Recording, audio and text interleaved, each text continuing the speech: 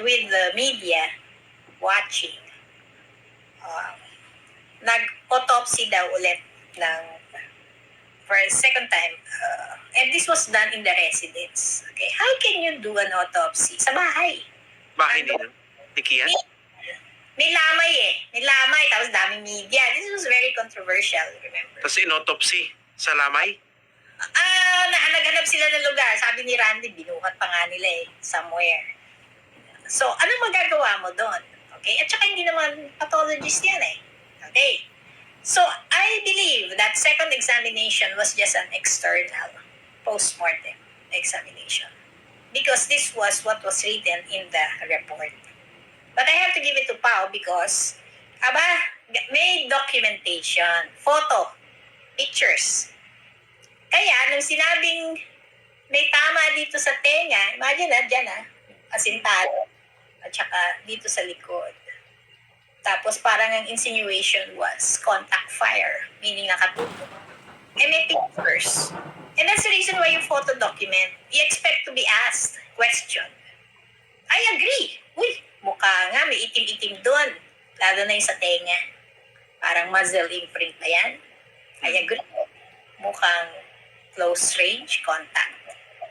Okay, tapos merong dalawang exit daw dito. Alright. But when we finally exhumed him, I was actually hoping that he be exhumed, that the family, including Randy, would agree. Sinama, finally, a day before his, I think, 5th death anniversary. In-exhume siya. Tapos, sabi ko, x-ray natin for sure. Kasi lahat pinapa-x-ray ko eh. Why?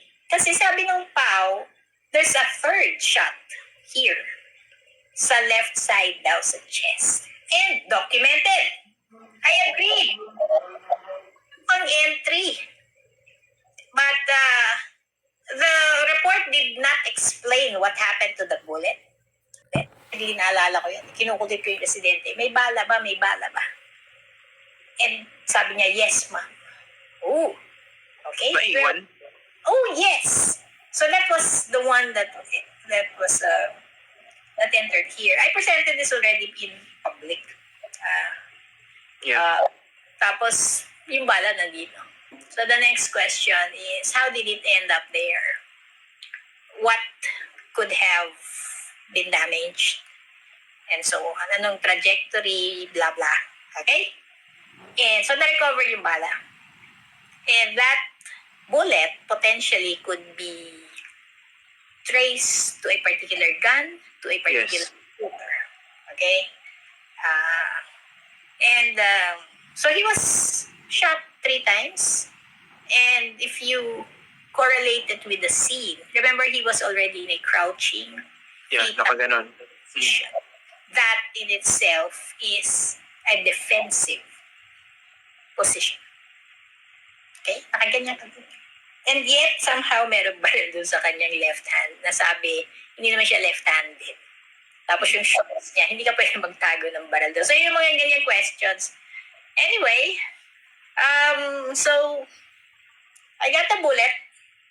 And then, we came out publicly with this medyo late a few months later. And as soon as it was publicly divulged na meron ng bala, here comes a letter from PNP, Caloocan Station, asking for the bullet. Ito yung pinuntahan ako sa office.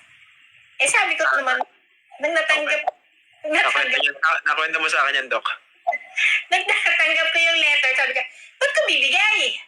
So, pinasa ko yung sagot dun sa family, sa lawyers nila, kayong bahala dito, blah, blah, blah. But I don't think I can give it to you. Para medyo off nga sa akin, bakit kayo? Hindi man lang Central PNP, kahit Krame, Ballistic sa IDG. Now, it's the station. And ang feeling mo, pumatay Tapos bibigay kayo ebidensya na na-miss nyo. Parang medyo off yata yun. Pero pinuntahan ako for it. Nasaan na yung bala? Nakatago. Siyempre. Okay. Grabe, no? Supposedly, yan ba yung pinaka-celebrated case at na buti na nga lang at merong CCTV footage yan. Dahil kung hindi, it would have been another statistic, di ba? Eh, yun na nga eh. Precisely, kaya nakakalusot kasi walang homicide investigation. Wala talaga. And I raised it several times already. Eh, yung pumapatay ang siyang nag-iimbestiga. So, where is your independence and objectivity there? Grabe. Ang bigat ng usapan natin na Dr. Fortune. Anyway, maraming salamat po for joining us tonight dito po sa Facts First.